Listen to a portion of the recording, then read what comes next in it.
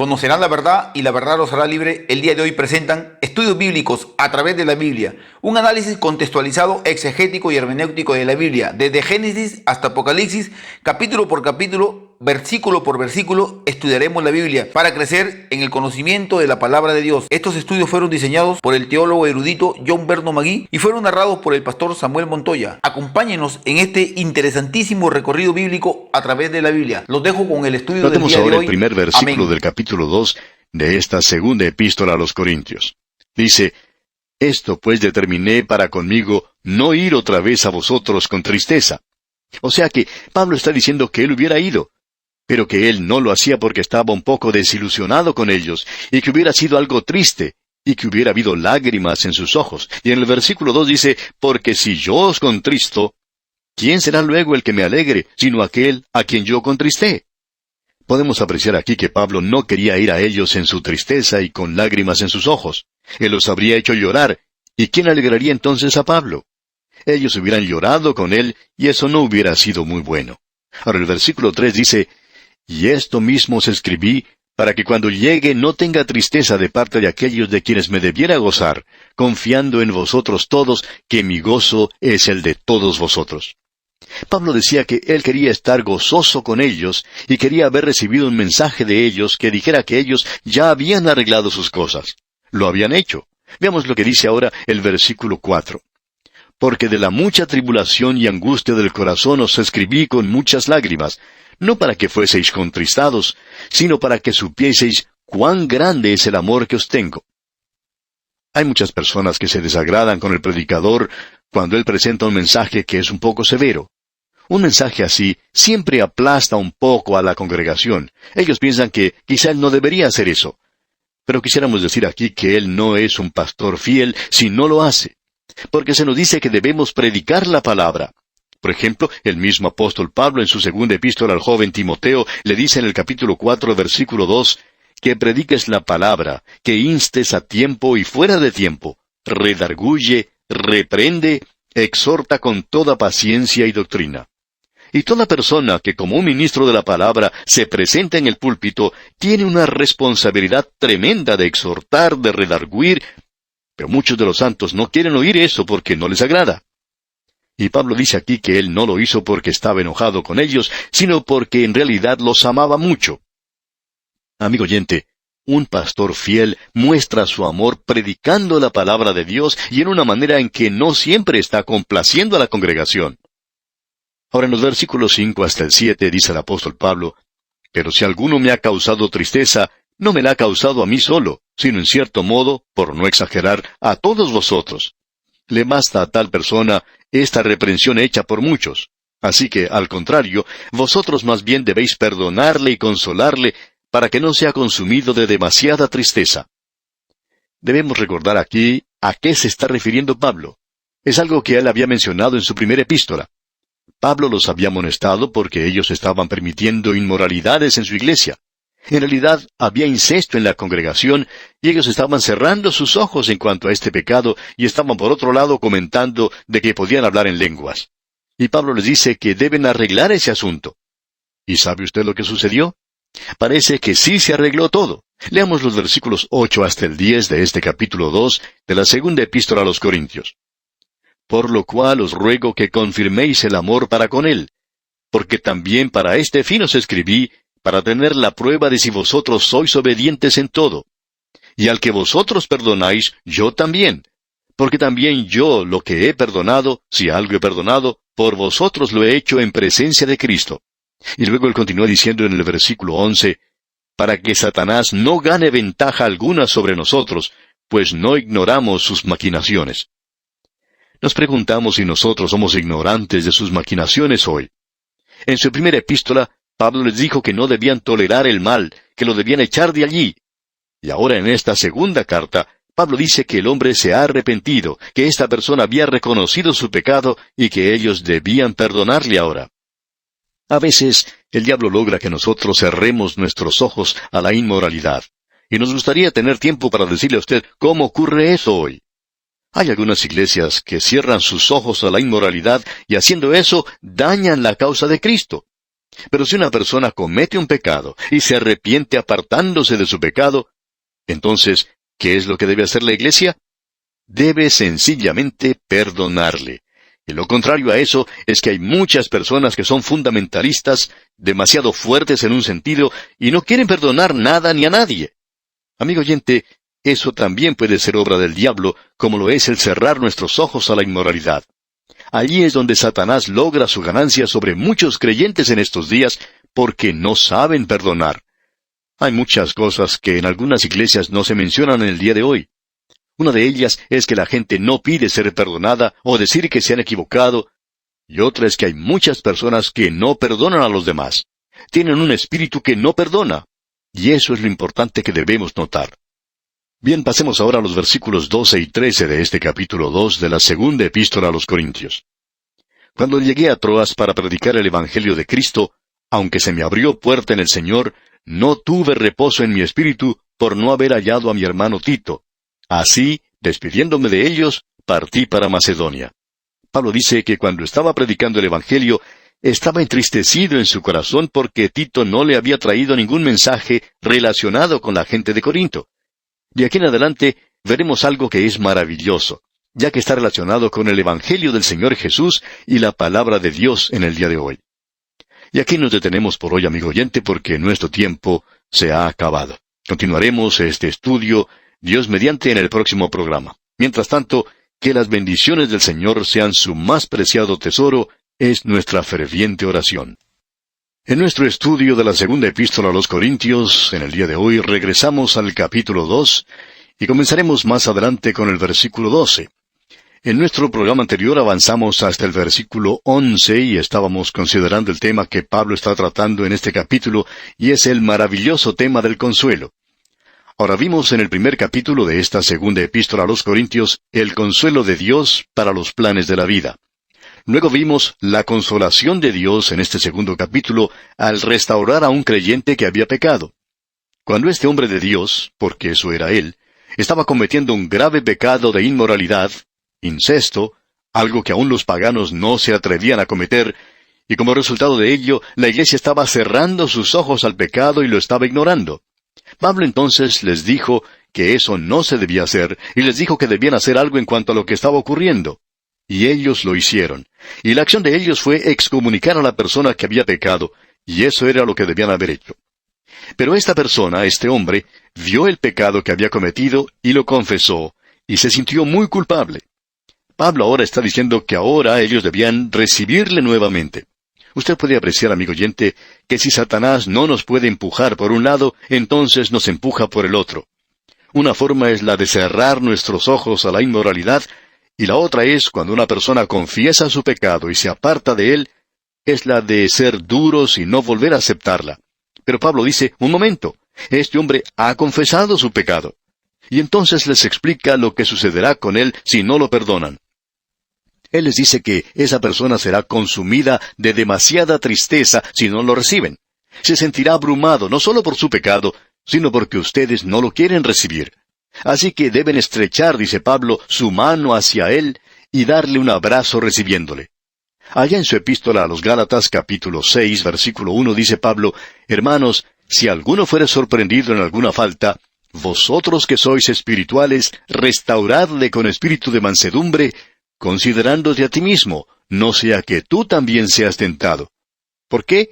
Lo que él hizo, usted también lo puede hacer. ¿Se fija?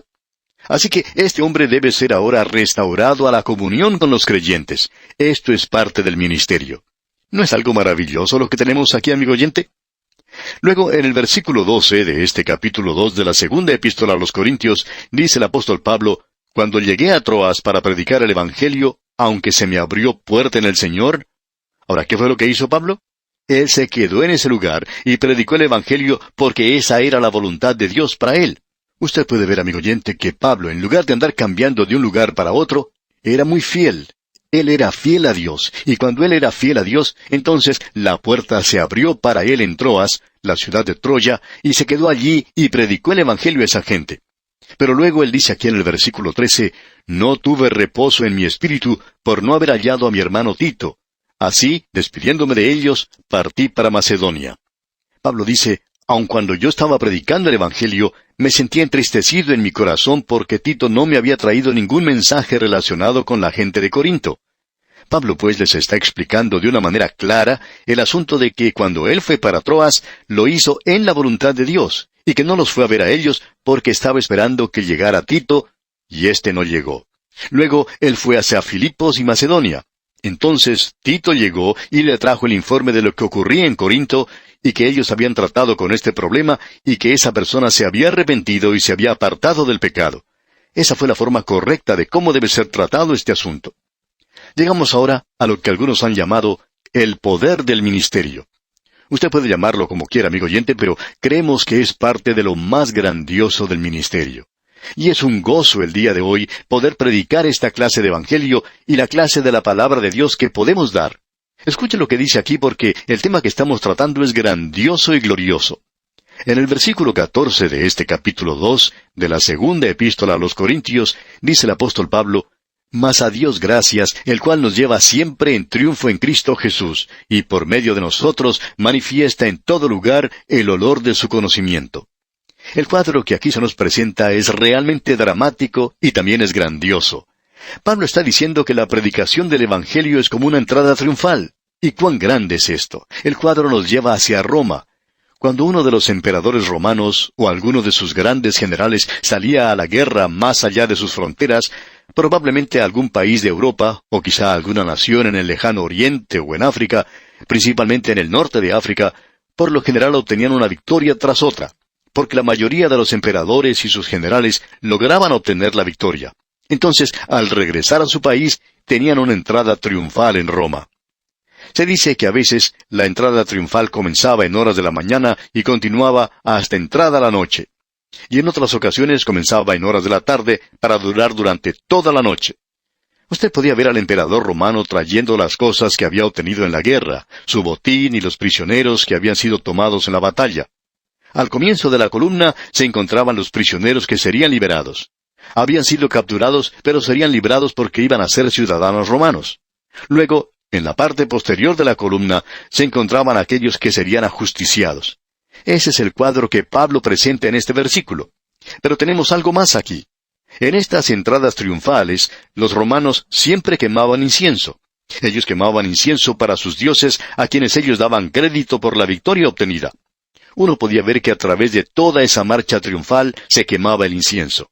A veces en tanta cantidad que formaban nubes que podían hasta ocultar el desfile que pasaba ante los ojos de los espectadores.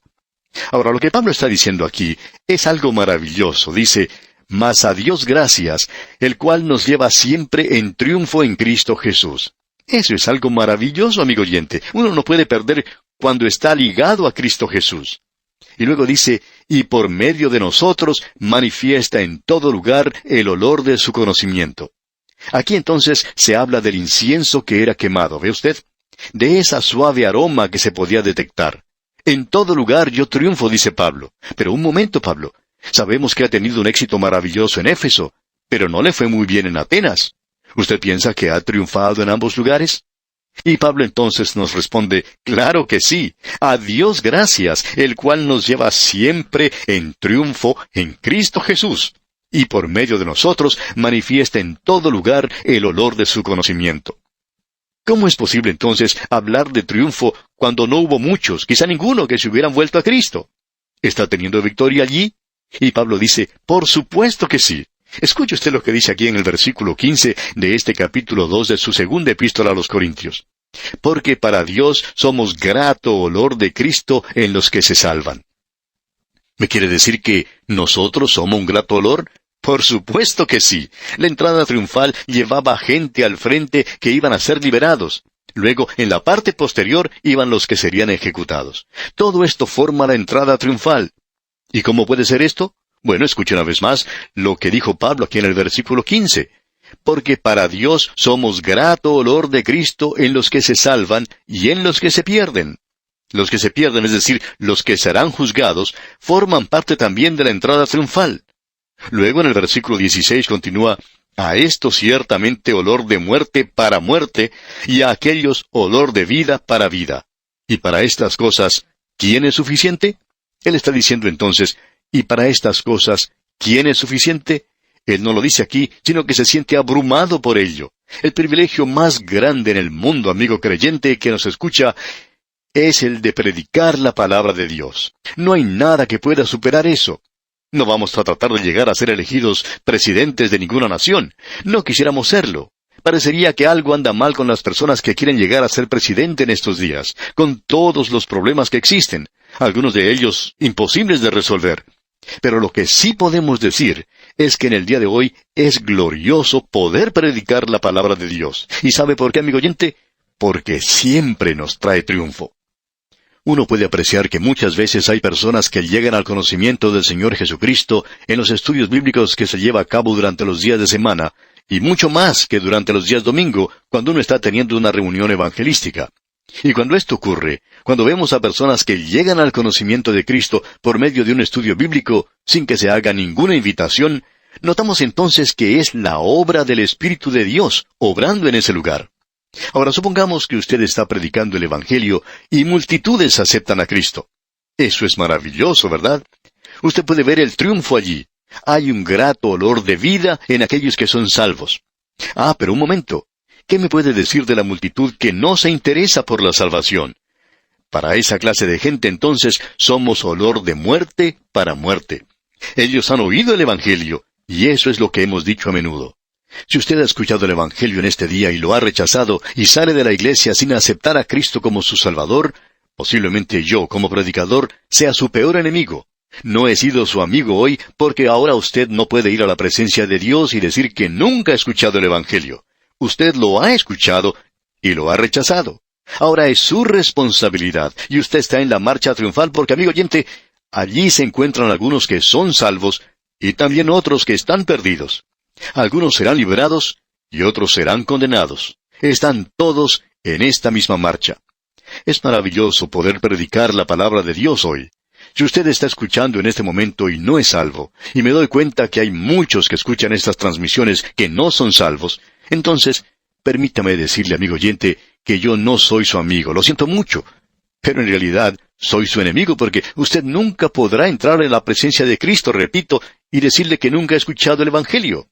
Pero usted está formando ahora parte de esta marcha triunfal. Usted no será librado porque será ejecutado, será juzgado. Y a pesar de ello, usted no puede evitar estar en la marcha triunfal de Jesucristo porque Él triunfará finalmente. Permítame decirle cómo lo hace el apóstol Pablo en su carta a los Efesios. Dice, subiendo a lo alto, llevó cautiva la cautividad. Él también dijo a los filipenses que toda rodilla se doblará y toda lengua le confesará. Usted, amigo oyente, tendrá que doblar su rodilla ante Él. Él será o bien su Salvador, o bien será su juez. Ese es un pasaje de la Biblia muy glorioso, amigo oyente, y no nos sorprende entonces que Pablo diga, y para estas cosas, ¿quién es suficiente? Y estamos de acuerdo con él. ¿Quién es suficiente para hacer estas cosas? Notemos pues lo que dice aquí en el versículo 16, una vez más. A esto ciertamente olor de muerte para muerte, y a aquellos olor de vida para vida. Y para estas cosas, ¿quién es suficiente? En el día de hoy se está elevando el incienso. Se está difundiendo la voz de que nosotros somos olor grato de vida y que también somos olor de muerte para muerte. ¿Por qué? Porque dice aquí en el versículo 17, pues no somos como muchos que medran falsificando la palabra de Dios, sino que con sinceridad, como de parte de Dios y delante de Dios, hablamos en Cristo. Permítanos decirle, amigo oyente, que el incienso se está elevando, y estamos haciendo esto con sinceridad.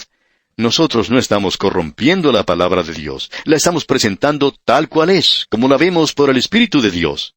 Y la respuesta a esta pregunta de ¿quién es suficiente? Pues yo no lo soy, amigo oyente. Los que parecen suficientes son aquellos que hacen de la palabra de Dios una mercancía. Pero nosotros lo hacemos con sinceridad y ante Dios estamos hablando en Cristo. Este es el plan completo del ministerio cristiano. No es una palabra de Dios alterada, corrompida.